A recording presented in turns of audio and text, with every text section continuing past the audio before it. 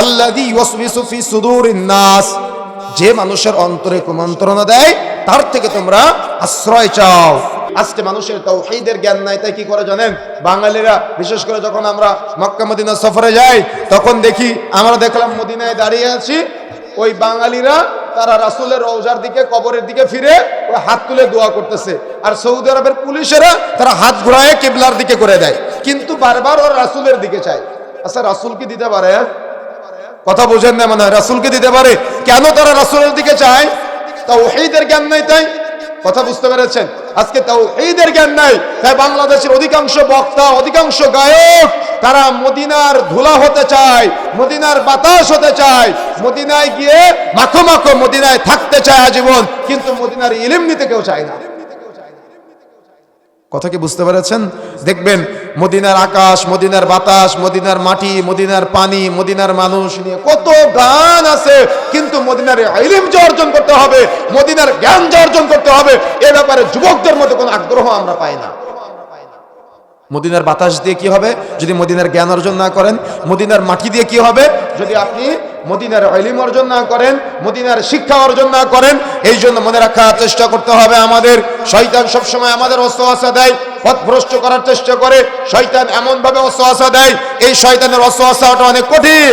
এই জন্য আল্লাহ সুবহানাহু ওয়া তাআলা তার তিনটা সিফাত, গুণ বর্ণনা করে আমাদের বলছেন যে আল্লাহর কাছে যিনি রব, যিনি মালিক, যিনি ইলাহ, তোমরা সেই মালিক, সেই ইলাহ, সেই রবের কাছে আশ্রয় চাও। কি থেকে আশ্রয় চাও?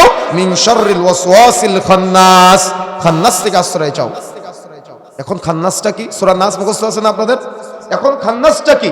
আপনি বললেন যে মিন শাররিল ওয়াসওয়াসিল খান্নাস, অর্থাৎ আমরা মালিকের কাছে, রবের কাছে, ইলাহের কাছে আমরা খান্নাস থেকে আশ্রয় চাচ্ছি। এখন খান্নাসটা কি? খান্নাসটা হলো ওই যে বলেছিলাম না, যখন আপনি পাপ করেন, প্রত্যেকে নিজের সাথে মিলাবেন, যখন আপনি পাপ করেন তখন ওই পাপ করার সময় আপনার হিতাহিত জ্ঞান কাজ করে না, কিন্তু পাপ করার পরে যখন পাপ সংগঠিত হয়ে যায় তখন মনে হয়, ইস, আমি যদি পাপটা না করতাম, তাই না? এটা কে করে জানেন? এটাই হলো খান্নাস। আর খান্নাসের ব্যাখ্যা হলো, আপনার কচ্ছপ চিনেন? কচ্ছপ চিনেন না? আচ্ছা, কচ্ছপের মাথা ধরতে পারবেন কোনো সময়? কচ্ছপের মাথা ধরা যায়, কি করে সে?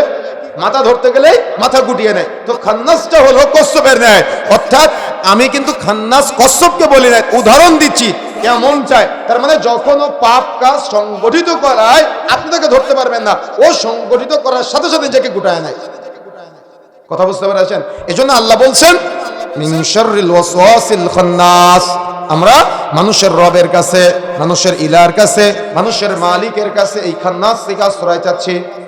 এখন দেখেন, আল্লাযী ইউসবিসু ফি সুদুরিন নাস, সদর, বুক, যে মানুষের অন্তরে কুমন্ত্রণা দেয়, অর্থাৎ যে জিন শয়তানটা, অর্থাৎ যে খান্নাস টাইপের জিন শয়তানটা মানুষের অন্তরে কুমন্ত্রণা দেয়, কুমন্ত্রণা দিয়ে মানুষকে পথভ্রষ্ট করে দেয়, মানুষ বোঝার চেষ্টা করে না। ওই যে কোন দিন থেকে শুরু করে বলেন তো? যেদিন মাতৃগর্ভ থেকে সে দুনিয়াতে এসেছে ওই দিন থেকে প্রচেষ্টা চালায়। কিভাবে প্রচেষ্টা চালায় জানেন?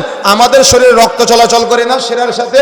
এই রক্ত যত দ্রুত চলাচল করে, এই রক্তের চাইতে দ্রুত এই খান্নাস টাইপের যে জিন আছে বা কারিন যে জিন আছে সে চলাচল করে, চলাচলের অনুমতি আছে তার।